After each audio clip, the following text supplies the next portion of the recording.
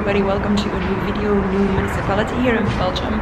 Today I am at the fort of Breendonk, which is a former concentration camp here in Belgium. So yeah, it's a bit sad, but it's something important to see. Let's go.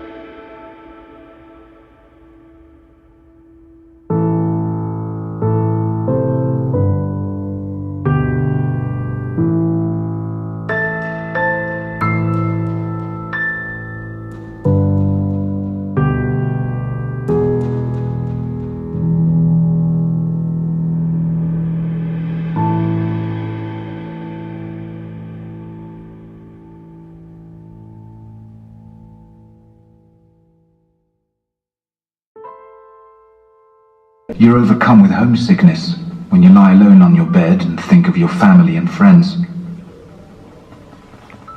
During the night, you're overcome with grief when you hear your neighbor sobbing softly.